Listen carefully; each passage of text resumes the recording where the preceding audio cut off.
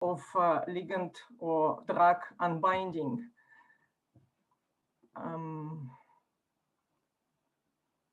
Yeah. So actually, yesterday, Alex gave a very good introduction about role of the kinetics in drug design, and I just add now that actually in efficacy of the drug in vivo, it's mainly dependent on the kinetics property of the drug, not thermodynamics. Often thermodynamics somehow correlated with kinetics, but it's not always the case, not for all targets. That is why it would be very helpful to have some tools for prediction of kinetic properties of drugs at the early stage of drug design. But this is quite computationally difficult. That was also discussed yesterday by Alex. And I will not give the explanation now, but I would say here that the motivation of our work was to develop a method or tool that would help to computationally efficient predict relative residence time or unbinding rate of drug-like compound in a very automatic way. So for this, we used a random acceleration molecular dynamic approach. The method was published quite long ago, and we adapted it for prediction of relative residence time. In this method, a small force is applied during molecular dynamic simulation, all atom explicit solvent MD, and this force is chosen with direction chosen randomly and applied to the center of mass of the ligand. After a small simulation step, about 100 femtosecond, the displacement of the ligand is checked, and if ligand displacement is below some certain threshold, the orientation of the force is changed once more randomly. This allows us to observe dissociation event on the nanosecond time scale. And also, we don't need any a priori information about the dissociation route we get as a result of our simulation, this information. The only parameter that we need is magnitude of the force. And it's quite straightforward to define it, and I'll explain a little bit later in my slides. At the end, we simulate about 50 or 100 trajectories, dissociation trajectories for each compound, and we record the time of dissociation. And from this time of dissociation, we can calculate residence time of the ligand in nanoseconds. So we calculate a relative residence time, not absolute value. If we apply the same procedure with the same magnitude of the force to the set of compound, we can compare the residence time, or we can rank them. This was one part of the method, and then we would like to understand better what features make dissociation of some ligands slower than dissociation of other ligands, even if the affinity of rebinding energy is the same. For this, we analyze all trajectories, all frames in all trajectories for each compound in the space of protein-ligand interaction fingerprints. We calculate protein-ligand interactions. We have a software for this that's available. And then we can cluster all frames that we simulated, all snapshots that we simulated in the space of protein-ligand interactions. And the clusters will give us the most visited states in the space of protein-ligand interactions. Then we can calculate transition between these states, and we can reconstruct in this graph form all dissociation pathway of the ligand.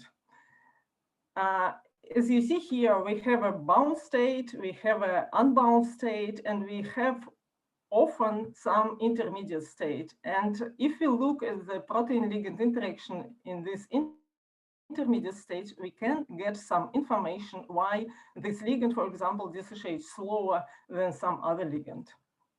This was the method We already applied this method to quite many different systems. And I would like to show in the rest of my presentation some examples, but I also wanted to focus on several questions. The first question is, how accurate is our prediction of relative residence time? Then how actually our method, how general is our method? Can we apply this method to the targets with flexible binding sites, to some protein mutants, to explore the effect of allosteric modulators?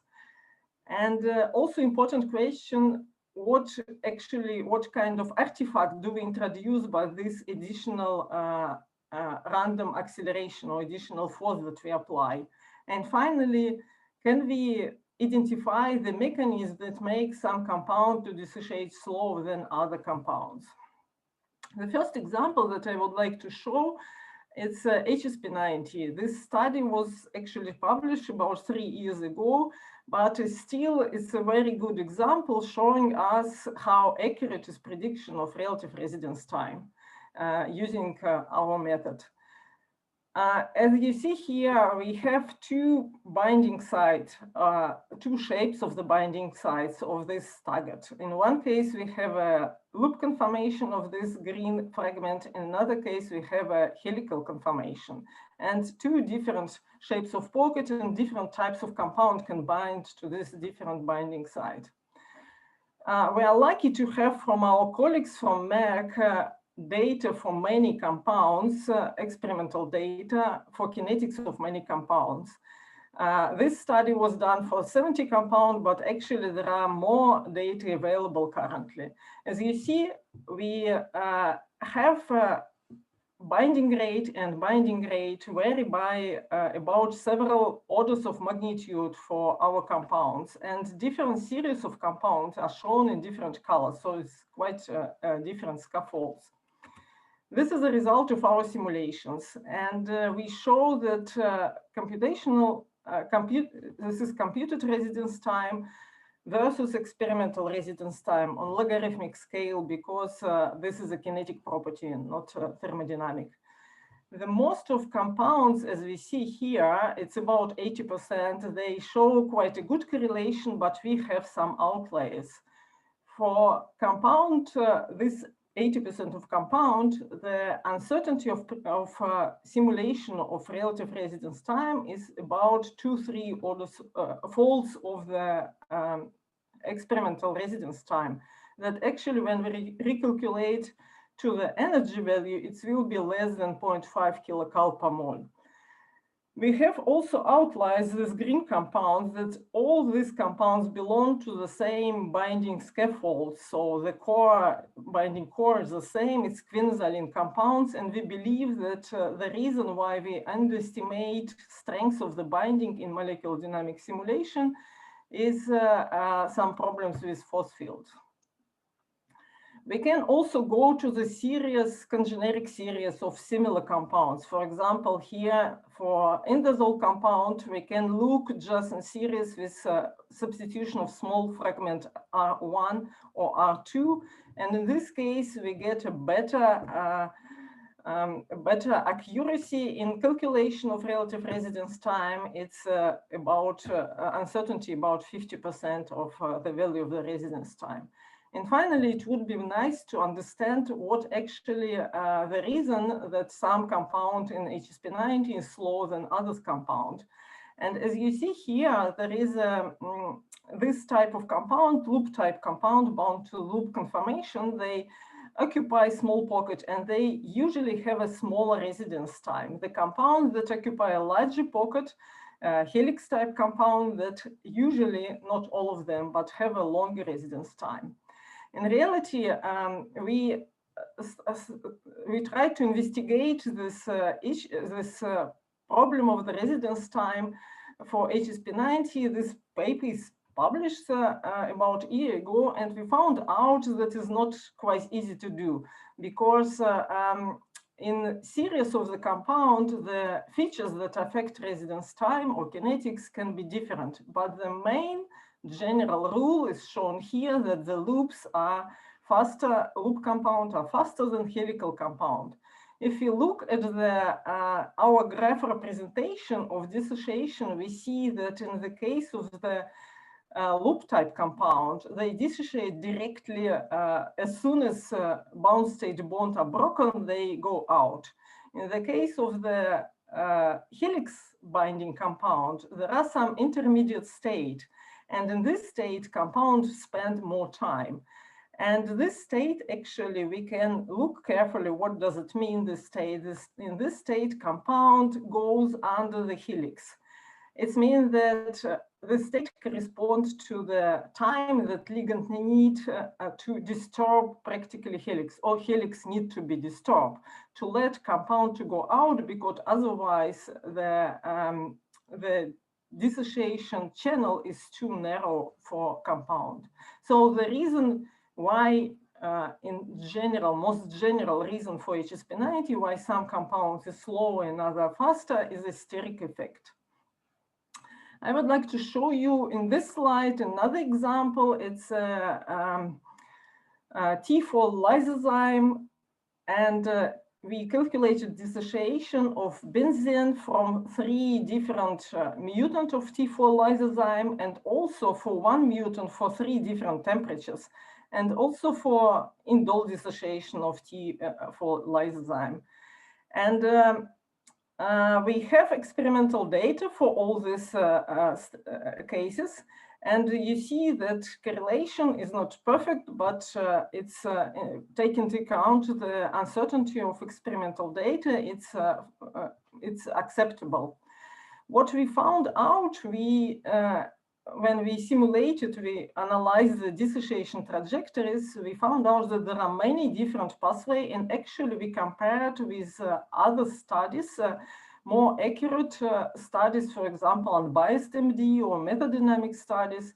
We found out that pathway in our simulation are similar to this more accurate studies, but what was interesting that there is one dominant pathway, and we found out that actually the calculation of residence time residence time practically depend mainly on this pathway. It means that if some method is used that needs to know the dissociation pathway, it is enough to calculate just one route dissociation. One don't need to consider all other routes. Another interesting example is insulin-like growth factor 1 receptor, and this is a tyrosine kinase, and as a tyrosine kinase, it has a flexible binding site, ATP pocket, with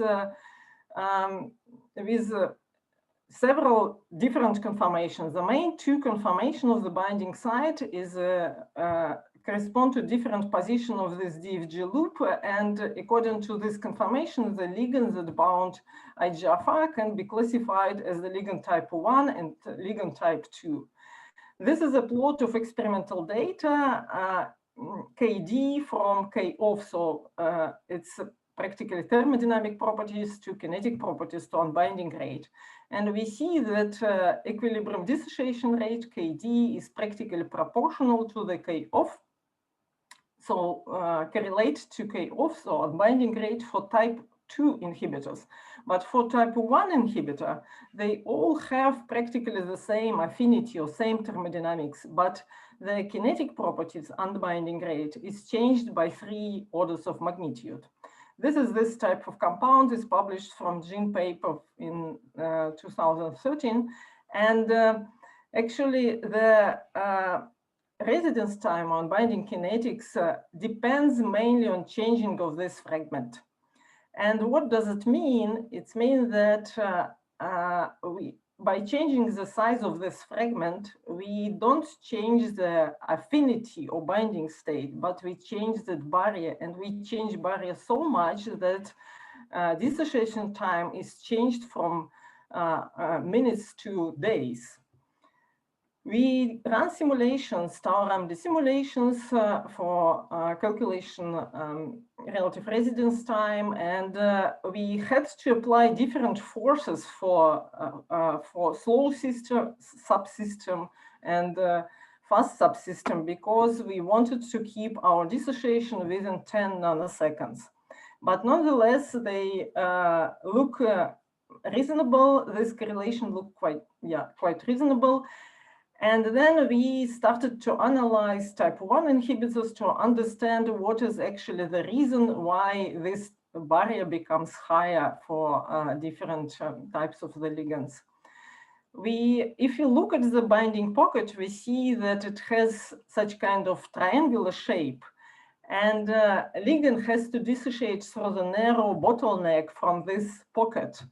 And when we increase the size of this fragment, by increasing this aliphatic chain, we increase the basis of the triangular.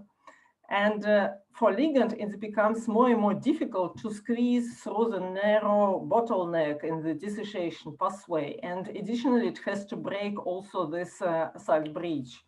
So in our simulation, we saw that this is a slower step of simulation of dissociation. And in fact, it's also a steric effect that makes dissociation slower or considerably slower while the affinity or binding energy doesn't change a lot.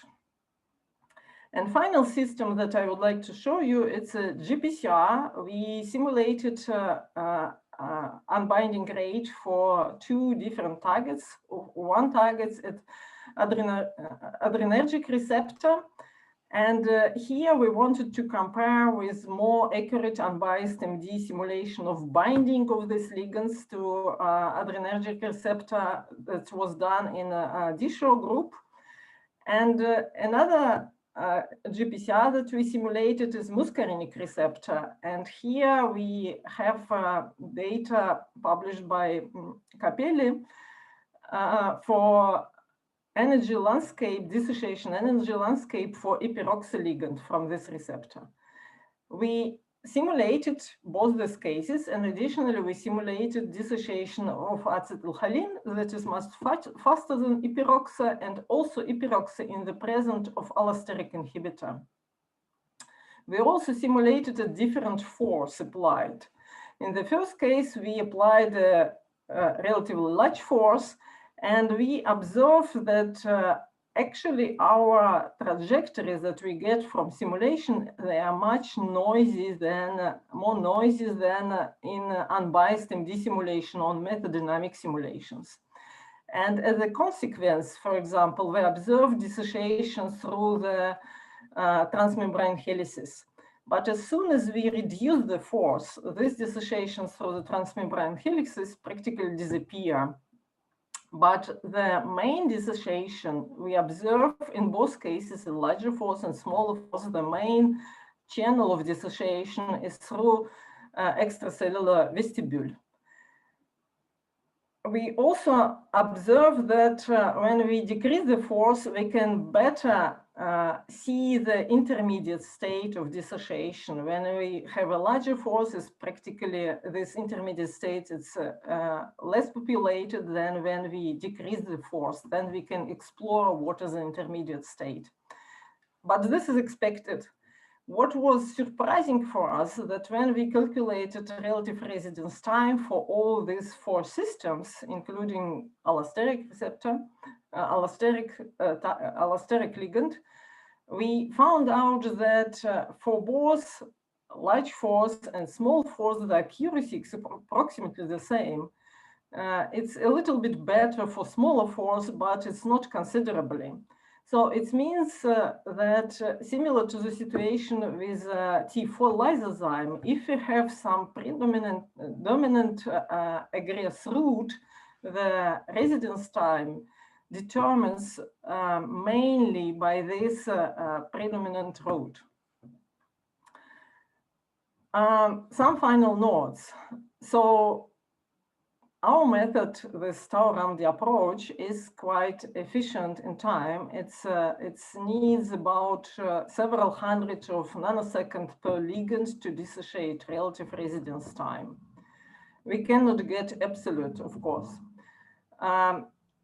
Also, this RAMD procedure is already implemented in NAMD, AMBER, and GROMACS, and it is very easily parallelized. So because we calculate many short nanosecond trajectories, so it means that it can be optimized. These calculations can be optimized and be very fast. About parameters, as I said before, the only parameter that we have to define is the magnitude of the random force. One has to take care that the upper limit of the random force is the following criteria. If you see that dissociation is faster than several hundred of picoseconds for some compounds, this means that the magnitude of random force should be smaller. But of course, for larger magnitude of random force, the dissociation becomes faster and calculation becomes faster. One has to calculate many replicas to do a good sampling, not only dissociation trajectories, as I said, about 60 or 100 dissociation trajectory for each ligand, but also equilibrium replicas. And what is also important, the sensitivity of the method to the binding posit is quite high. It means that in the case of the docking structure, one has to be careful. And the tutorial is available, and experimental data for HSP90 available, and implementation in GROMACS for RAMD is also available.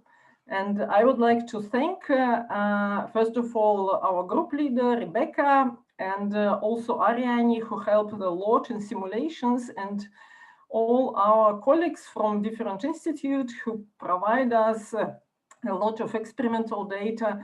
And thank you for your attention. Thank you very much, Daria, for a wonderful talk. We have several questions. And so I can start. Let me remind to the people to send them through the Q&A. And there's a little hand that you can click if you like the question. Everybody can see the question. So if you like the question, click on the little hand, and that means that it becomes more prioritized. So it's more likely to answer a question with a lot of hands. So the first question is, how do you determine the value of the random force applied in different systems? Is there a formula? No, there is no formula. We have to just determine magnitude. The orientation is chosen randomly. So magnitude is defined. The upper value is the value when your dissociation of some compound that you want to compare, it becomes faster than several hundred picoseconds. We explored the behavior of water and so on, and we found out that this is a limit. When if the dissociation is faster than several hundred picoseconds, the result becomes very, very noisy and uncertain. So then when you have a set of compounds, you choose such a force that you can apply to all the set, and have for the fastest compound dissociation slower than several hundred picoseconds. And if you need to to calculate some very slow compound in this set to compare, you need maybe split the group to more faster and less slower compounds. In our simulation for almost all systems, 15 kilocal per mole per Angstrom was an optimal value. So it works for HSP90, for GPCRs, it worked for IGFR. Because of very large range, we had to use different forces. Yeah. Okay, thank you. The next question is by Kevin Cusack, and he's asking, is there any correlation in the data set between rehydration of the back pocket? Was there water present before the ligand, and loop movement? Yeah, we explored this issue on the example of GPCR.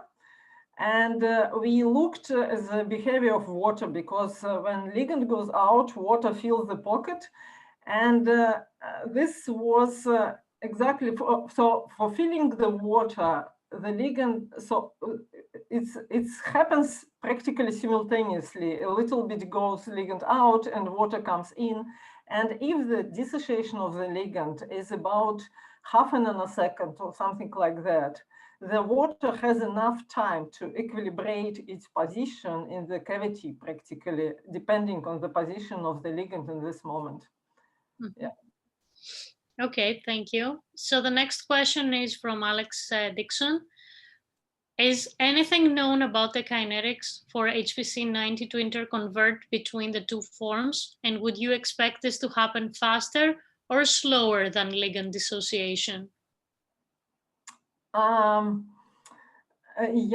it was not really published, but we had some collaboration with people who did an NMR study, and practically what happened that so I'm not sure, I cannot say numbers.